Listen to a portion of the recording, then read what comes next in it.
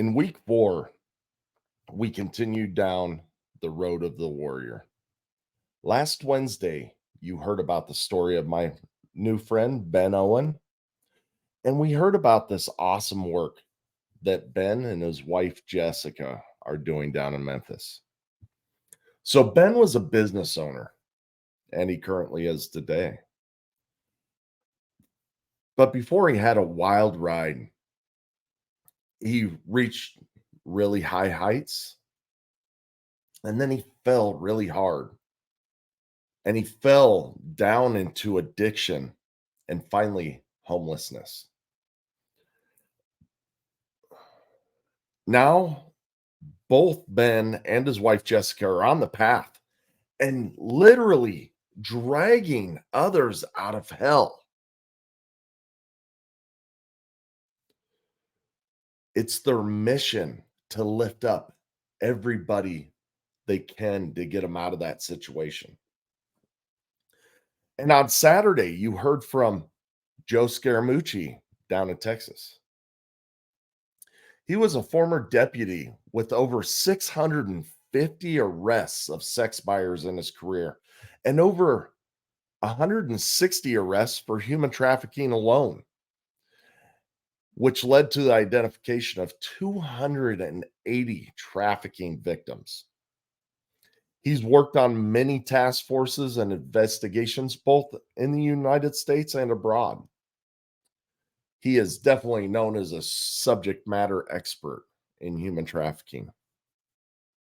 And now Joe's working as the director of law enforcement engagement with Skull Games, who is a nonprofit devoted to fighting traffic day in and day out.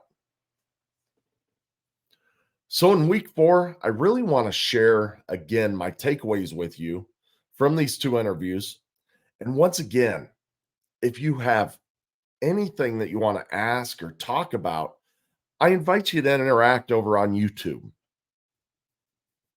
So first off, in Ben's experience, I really got to learn a lot about this man over the past couple months.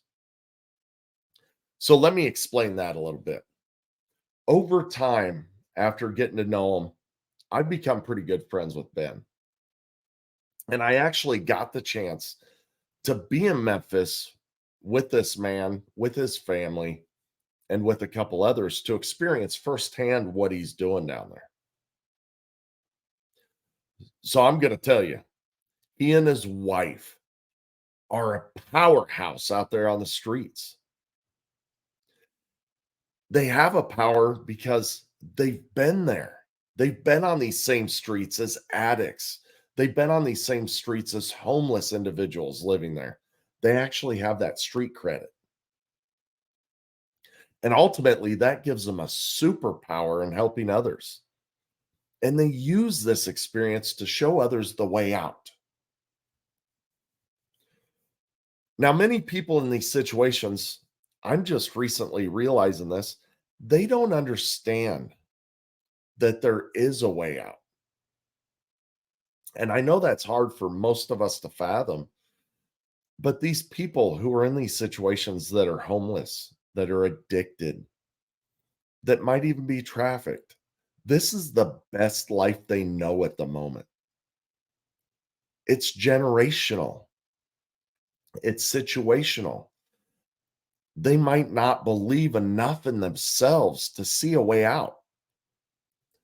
But for them to see Ben and Jess Owen get to those lows and then come back out of it, it brings hope to these other people.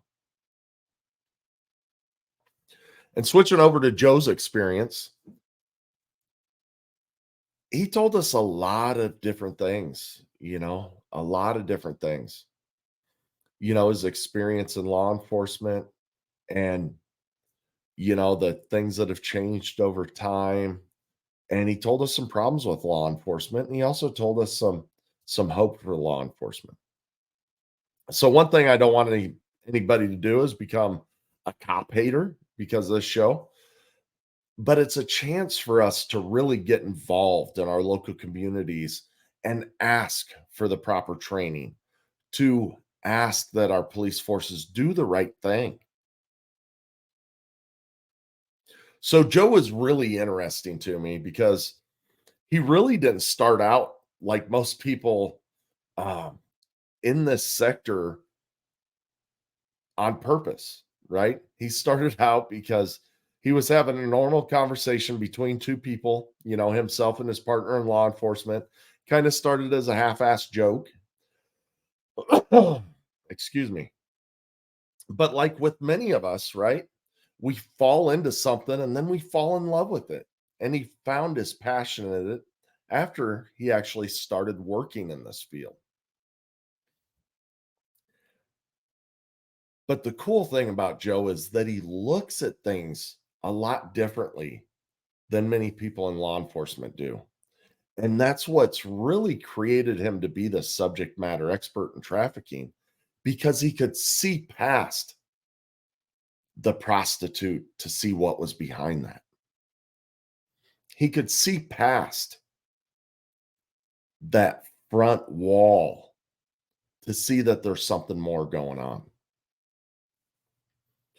And he also understands that we have a long way to go, but he's picking up that challenge to help law enforcement see trafficking for what it is, to get the public to see what it is. So I also encourage you when you're listening to this episode with Joe, when you hear the part about an interaction with a homeless person and Joe's son, I really want you to key into that because to me, that point in the show shows you everything about Joe's character. So, in the coming week, when we go into week 5, we're going to take another detour. This time, we're going to look in the direction of healing. So, on Wednesday, we're going to hear from the founder of Room Redux. Her name is Susie Vieberall. And her teams are really working to transform the rooms of children who have faced sexual or physical abuse. And I'm telling you, this is a powerful episode. It's one that shows, the great work and the great thought that her and her crews take to transform these rooms of these children and really speed up the healing of the child. And then the following Saturday, you're going to get a chance to meet Jessica Lamb, who I'll tell you right now, you are going to feel the passion of this woman just pouring out. And one of those things that I never thought about again, but the branding, the ink, the scars that these people have coming out of these terrible, terrible situations. These people have to look at these tattoos, have to look at these scars, and they're constantly reminded that they're a victim of that crime. And I can't even imagine the feeling that they got to feel of being trapped by these physical views. So what Jessica has done is she has created a network of amazing tattoo services, scar revisions. She also does some iconography training, and there's some other support services that they offer. After hearing her, I am convinced that these services are absolutely necessary to help in that healing process. So tune in this week. It's an amazing week on healing, and we're on the home stretch of all of this. But I encourage you to keep on going back and listening and educating yourself and looking into things more and more. But I want you to remember these simple things. And that is that this series isn't for enjoyment. It's not for your enjoyment. It's not for your casual listening. but it is here to help you increase your knowledge about this topic. It's also here to provide you with resources, both preventive and reactive resources. But mostly, I want you to understand that this is a call to action. I am calling you to step into the fray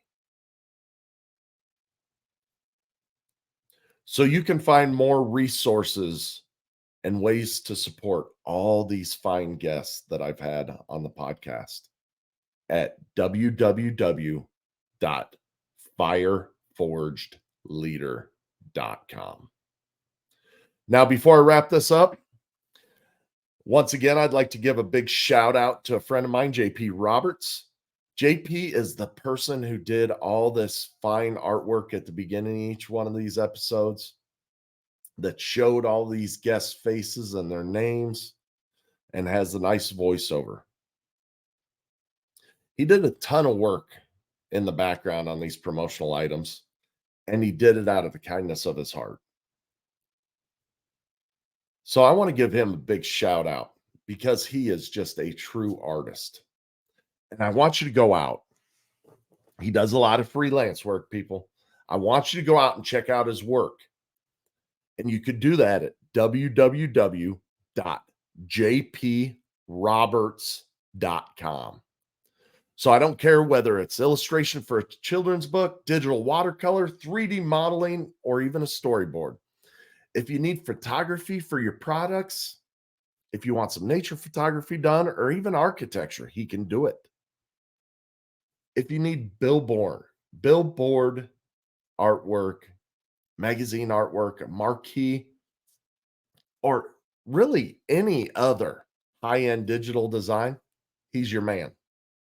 This guy does it all. So go check it out. Once again, that's www.jproberts.com.